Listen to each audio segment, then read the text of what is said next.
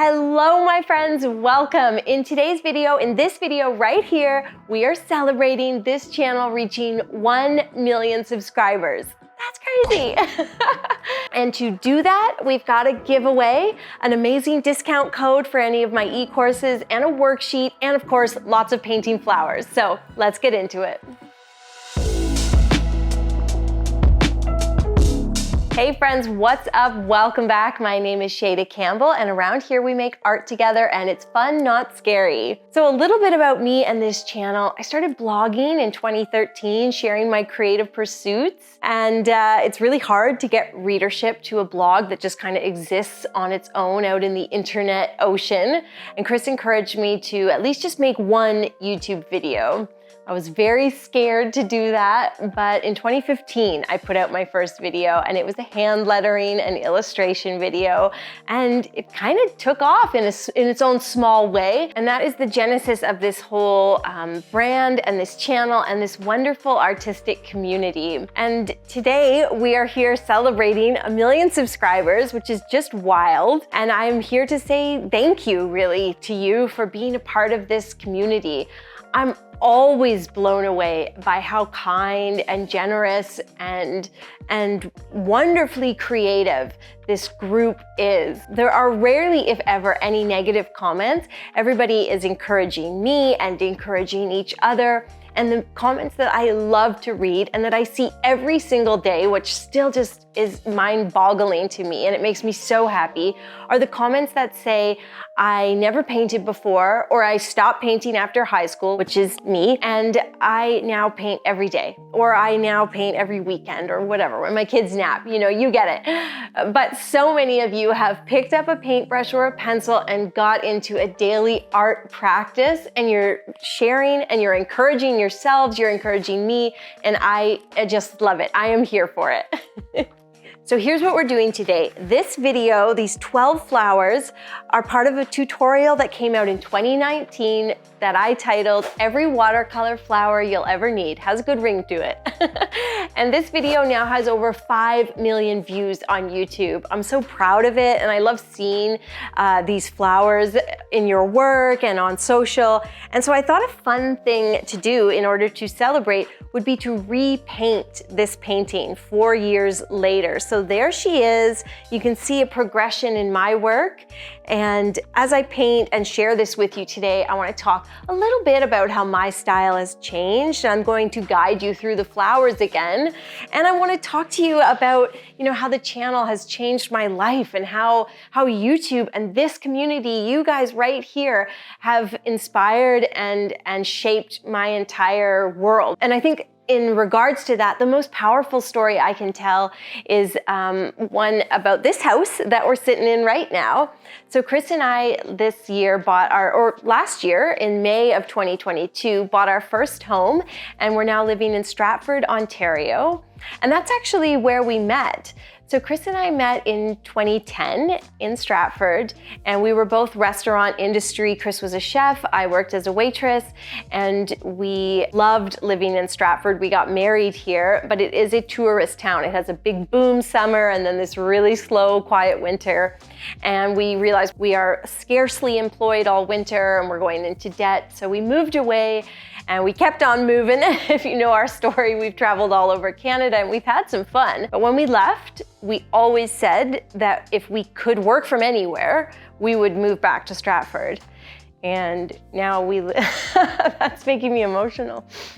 And we just never thought that would be like our reality. It's not common to be able to work from anywhere. Well, post 2020, it's a little more common.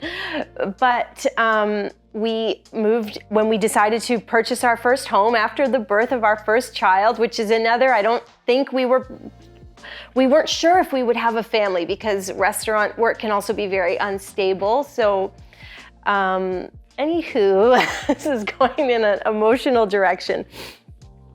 When we decided to buy our first home after we'd had our first baby, our little Sullivan, we started looking in Stratford, and now we have this wonderful house and we're so happy here, and we have family close by and we just love it. And that is because of this YouTube channel. So that is because of you and your support. My patrons, especially the community on Patreon, has made this whole channel possible and all this content possible. It's only $2 a month if you want to sign up. It's a great way to support, but just you watching and subscribing is an incredibly supportive action on your part, and it has changed my life, and hopefully these art tutorials in some small way have changed yours a little bit. So I know a lot of you watching I know that we're going to get a lot of comments from you saying that you've been here from the start. And I remember when I got 100 followers on Instagram, and someone actually DM'd me and was like, I'm your 100th follower.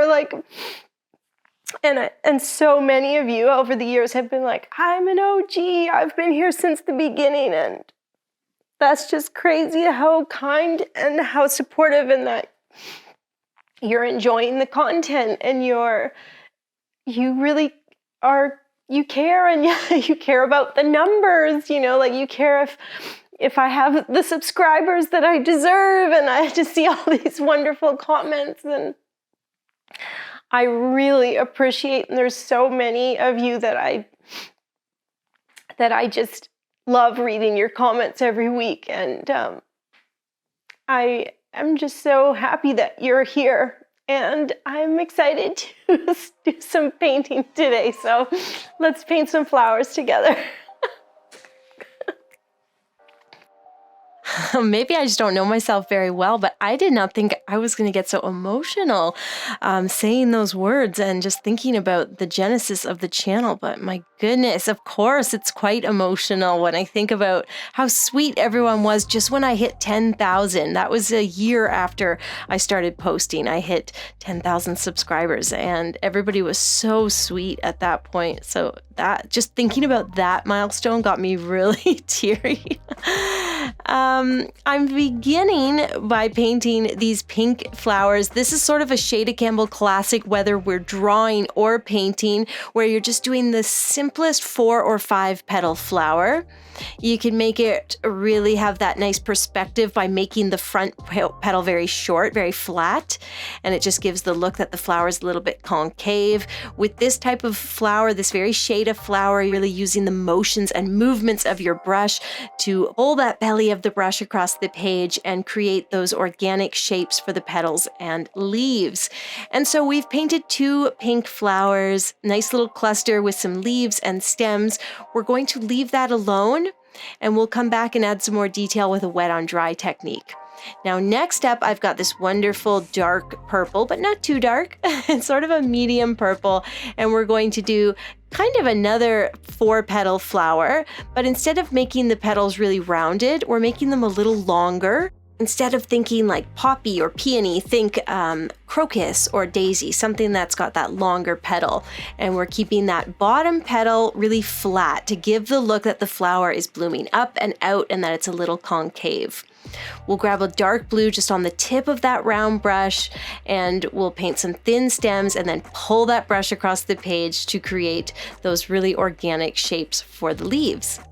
In my original Every Flower You'll Ever Need watercolor tutorial, I included a couple berries. I always want to give you all the tools you need to paint a nice loose watercolor floral composition, and I think incorporating just like leaf and berry shapes, it really brings your florals to life. So a simple berry is just to take a nice red or any color on the tip of that brush, sort of run the brush around in a circle on the paper, make these round berry marks, and then grab a contrasting color. I'm using brown, and just join them all together with 1 or 2 stems and branches, and maybe put a couple leaves if you like, some small oval shaped leaves that come to a bit of a point, and you can also put a little dot of brown on some of the berries, and that just really makes them pop and really makes them look like a berry. And then over here on the left, we're going to use a nice magenta, and we're going to do something similar. Is it a berry? Is it a flower? Is it a leaf? It really could be anything, but something small and delicate like this will look so pretty in your floral compositions when you're doing a larger painting. So just some little marks. This is all about mark making. Just let that brush hit the page and make sort of this oval shaped or rounded mark. They can all be a little different. They can be a little weird and wrong. And you're going to join them again with these really thin wispy stems in a different color, or even in the same color. It's all good. It doesn't really matter. It's totally up to you. So now that we've got 4 flowers on the page, let's take a second and start adding a little detail. And we're going to do that with a wet on dry technique. And that's just what it sounds like. We're taking wet pigment and placing it on top of dry paint or dry paper. And it's not going to move because we're not placing the wet pigment into a wet area. That pigment is going to stay exactly where we place it. And that allows us to be really precise and purposeful. Using this technique, we can do things like just putting a little bit of darker pink at the center of the flower to show that it is concave and the sun's not hitting near the stamen. We can put a little darker green or blue on those leaves, just in random spots, to show that the leaf is textured, or maybe a line down the center of the leaf. I like to darken the top of the stem right underneath the flower because, the sun wouldn't hit there. Just a couple small lines can show such texture and depth. And on these purple flowers in particular, I'm going to do a couple large brush strokes with a really dark purple right across that flat petal at the bottom to show that the inside of the flower is much lighter than the outer side. And that's what we're seeing with that flat petal, is the outside of the flower. I'm also going to place a few little wispy, messy brush strokes right on the petals to also help with that look of texture and depth. And I will complete the purple flowers by taking a little bit of yellow ochre and just doing some dotting at the center to represent the stamen. I'm enjoying getting back into this painting, but let's take a break for just a moment because I have that discount code for you. So for anyone that doesn't know, I have 2 watercolor e-courses with a focus on florals and getting started and finding your own style. They go great as a bundle if you're getting started. And today, to help all of us celebrate, I am giving 30% off anything on the website, any e-course, and the code is 1MILLION. So number 1MILLION, use that discount code on the e-course portion of my website to get an incredible 30% off anything you want to purchase. My watercolor e-courses are a body of work that I am truly so proud of. There's something that Chris and I really poured our hearts into over the years, not just doing nice paintings, but really trying to make the best, most effective learning content. And I've gotten such great feedback from you about how much you've enjoyed the courses and what they've meant to you. So if you are thinking about purchasing them, now is a great time to do that. But let's keep on keeping on. We're going to paint the peony. I really think this flower kind of made this video, and I've seen so many recreations of it over the years. And this is how you go about painting it. Get a good amount of pink pigment in a round brush, something like a number 4, and you start with 1 round petal. Then you paint a sort of semicircular petal or a long thin petal, one on each side, and kind of connect them all as if you're painting a little bowl. You're also going to do 1 or 2 loose petals at the bottom, sort of falling away from the bowl or circle in the middle. And then once that's all joined together, we need to complete the bowl, the semicircle. So we're going to come around at the back or top and paint the tops or tips of the petals that are kind of peeking up from the other side of that big, round, floppy peony. If at this point it looks at all stiff, just take a wet brush and kind of run some water over it, get the petals to blend and bleed together just ever so slightly, and then grab some darker pink, and we're going to release some of the darker pigment into that wet area, especially concentrating on the bottom at the base of kind of the semicircle. and we're gonna let that dark color just seep out and blend and blur in a really natural way, making sure to keep the middle area much lighter because that is where we're going to put the yellow stamen. And when you're happy with it, rinse your brush, pick up a little bit of a nice dark green, or it could be blue, whatever color you're using for stems and leaves, and we're going to do a really thin stem and some nice organic leaves. So once again, just run that belly of the brush across the page, use the tip of the round brush to do details like refining the shape of the leaf, maybe adding a little toothy, raggedy edge. And I'm also going to take a much lighter, so just a watery dark green. This is a mix of deep phthalo green and indigo, by the way. And with that really light watery green, I'm going to paint a couple more leaves, kind of framing the flower. And as I work, I'm also releasing a really, really dark, rich green into the wet areas of the leaves. So I've got some dark green leaves, and then I released a really super dark green into the wet. And then I did these lighter, very watery leaves, but I'm still releasing that super saturated, dark, deep phthalo green mixed with indigo into those light leaves. And I think that wet into wet, that blurring and blending, it just looks so pretty and so striking. If you're enjoying painting these flowers, but you're thinking I could use a little more guidance, I actually have a watercolor worksheet for you. This is the type of stuff that I give on Patreon every week. Every Friday when the video goes out, there's a Patreon component. Could be a coloring page, a worksheet, what have you. This week it's a worksheet, but it's not just for the patrons, because I get a lot of questions like, what is Patreon like, or what do I actually get? This week I wanted to give you something so that you can see exactly what it's like to be a patron and you can celebrate 1 million with all of us.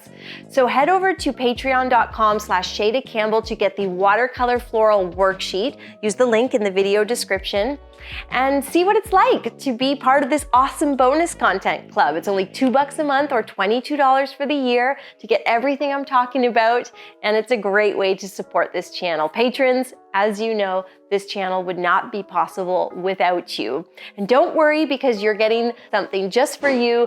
The first Saturday of the month, there's always that bonus tutorial, and that comes out tomorrow. And this month, by viewer request, it is a watercolor pencils video. And we're doing Mother's Day content. I'm getting you ready early this year.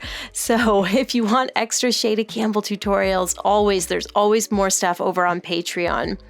We're gonna leave that peony alone, let it dry completely, and work on a sort of linear floral that, again, this is a very Shayda Campbell flower. What kind of flower is it? I don't know. It's just a pretty floral shape. Could be a flower, could be a leaf. I just love the sort of stippling brush motion that I use. You're kind of hitting the brush against the page and allowing the marks to just form. This one's really all about mark making. You can let the pigment get a little lighter, mix a bit more water in, and then add some darker. You're playing with that opacity and transparency, and all you need to do is add the thinnest little curving stems and 1 or 2 leaves, and you just have something that looks so nice as part of a larger floral arrangement or on its own. When I first painted this in 2019, I was sort of afraid of really dark colors. So you can see my daisy is so light, it's like you can barely see it coming off of the paper there. But for this daisy, for our 2023 daisy, we're gonna go a little darker. I'm starting with the stamen, starting with a nice yellow ochre, and I'm just doing a messy circular shape. You can do 1 or you can do 2. Just make sure it's very perfectly imperfect. Lay down that messy circle in a nice saturated yellow brown. And then we will mix up a light gray. So get some French gray or Payne's gray mixed with lots of water. Using a small brush, we've let that stamen at the center dry slightly. Now we're going to begin painting the white daisy petals, and we paint a white flower by painting shadow and texture. So I like to do a long swooping brush stroke. That gives me the shadow on each petal, and then I use just the very tip of my round brush to go around and sort of draw in the remainder of the petal. So I sort of sketch the edge and the other side of the petal, the side that the shadow is not on, and I just go around in a circle. I paint each petal one at a time, and I go all the way around. And then another trick is you don't have to go all the way around, you just kind of do half the petals in a semicircle, and it looks like the daisy is on a bit of an angle.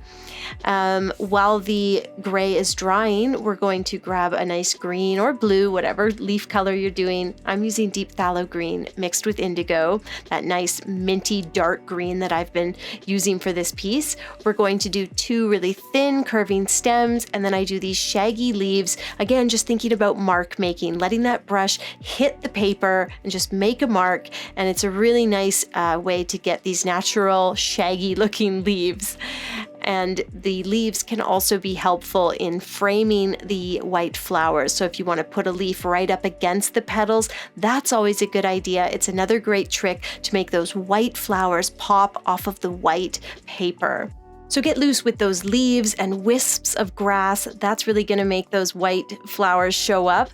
And at this point, the flowers actually should be quite dry. So now we can work a little wet on dry, both on the petals and the center of the flower, the stamen. I'm mixing a little brown into my yellow ochre. And then with that nice dark yellow, light brown, I'm just going to do a little bit of dotting on the edges of that circular area. And that just gives a nice depth and shading to my stamen.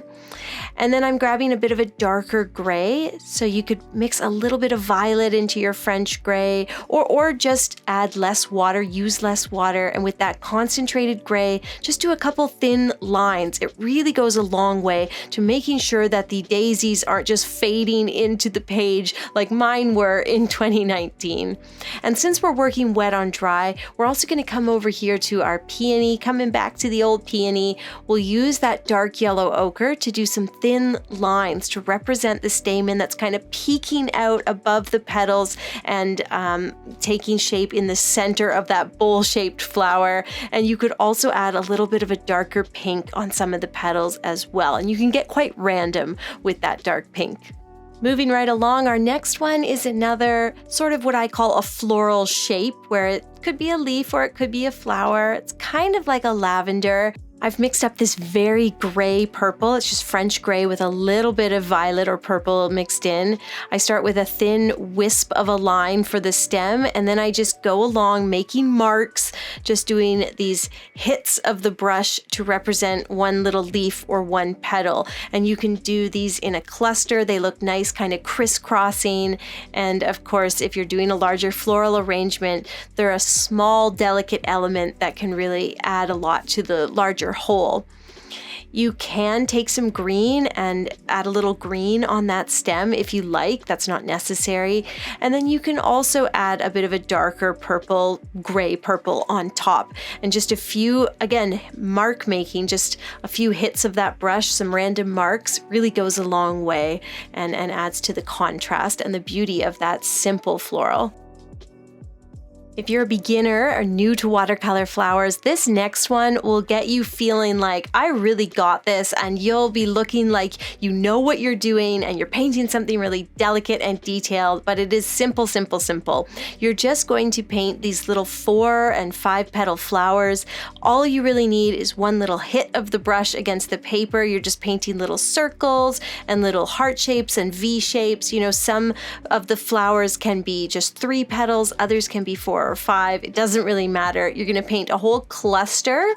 And once you're happy with the size of that entire cluster, grab a different color. I'm going to use brown, and we're going to take a little bit just on the tip of our brush and put a couple dots at the center of each flower, and then use that delicate fine point of the round brush and join these flowers together with some delicate stems, and then a few small leaves really goes a long way, and the leaves also help to frame the tiny little flowers. This one just looks so pretty no matter what color you do, and it's a great way to practice mark making.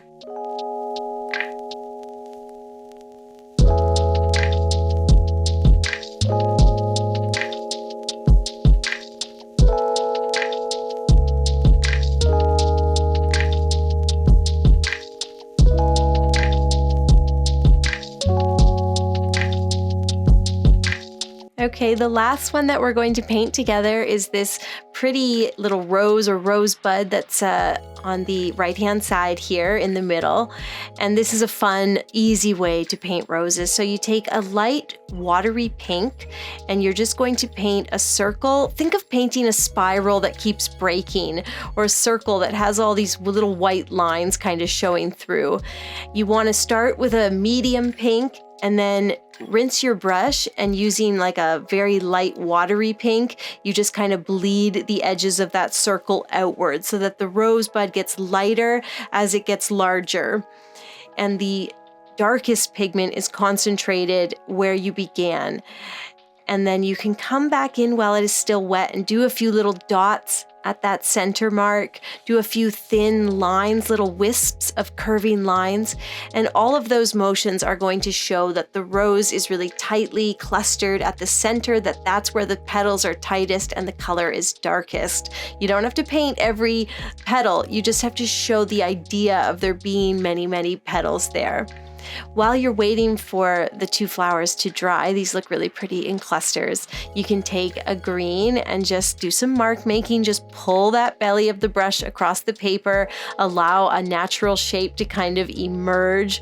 Leave it alone. It's a leaf if you say it's a leaf, and we're going to surround these two roses with a halo of leaves sort of wrapping around them in a really natural, fluid way.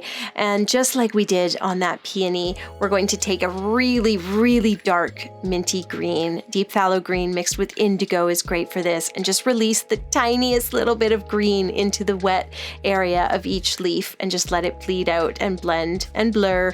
And then we can work a little wet on dry on the roses. We can put some dotting at the center, do a few thin wispy curving lines to show layers and layers of petals. And of course our brush strokes and pigment are going to stay where we place them, because we are working wet on dry, so we can add that little bit of detail that those roses need, and that's really all there is to it. Let's complete our painting, our grid of every watercolor flower you'll ever need, the definitive guide on YouTube by Shayda Campbell, which is a little more wet on dry, just doing some tiny little berries, adding a bit of contrast to that purple leaf. And that is done. She's so pretty, and I love seeing the progression of my own work, kind of looking back at how I've changed, because I didn't think my style would have changed that much, but it totally did. And for anyone that's following along and needs the supplies, here's what I used today. I worked on Canson hot pressed paper, 140 pound. I used 2 round brushes, a number 4 and a number 6. I had 2 glasses of clean water, paper towel for blotting my brush, and then my 48 pan set of watercolors from Munyo. All the supplies are linked in the video description. Thank you guys so much for watching and hopefully painting along and hanging out and helping me celebrate and listening to my stories. And to end today's video, I want to say, remember to go to Patreon and get that worksheet, links in the description. Remember to use that 1MILLION discount code if you want to purchase any e-courses. And remember to enter the giveaway. I'm giving away an awesome prize pack with a set of Pigma Microns, a 48 pan watercolor set from Munyo, the one I use all the time, watercolor paper, and I'm throwing a bunch of other little stuff in there, binder clips, some other goodies that I have saved up. So to enter, here's what you have to do. You have to be a subscriber of this channel and then comment below letting me know your favorite Shayda Campbell video, but not this one and not the every watercolor flower you'll ever need, the one we recreated. It has to be something different. Tell me your favorite tutorial. If you want to put why, I'm sure I'll be crying reading them, so go nuts. I can't wait to hear what you have to say. So subscribe, comment below with your favorite tutorial. That's all you have to do to enter the giveaway, and make sure to check the community tab next Friday when we announce the giveaway winner. And that's it for me, guys. My long emotional video has come to a close, and I have had so much fun, frankly, filming this, kind of looking back through the filing cabinet at some of my older paintings And recreating this one, it was a really fun exercise and something that I would encourage you to do as well. It's nice to see how your style has changed, and it's good to look back every once in a while. Thank you so much for being here. I say that every video, and I mean it. I thank you for subscribing, for liking, for commenting, for telling friends that, hey, you should watch a Shayda Campbell video. All of that is the reason that I can be at home, and that I can take 3-day weekends with my little baby when I want to, and that I can live close to my family. So you guys did that, and I appreciate you so much. I will see you soon. Enter the giveaway. If you do nothing else, make sure to enter that giveaway because it's an awesome prize pack, and I will see you soon with a new tutorial.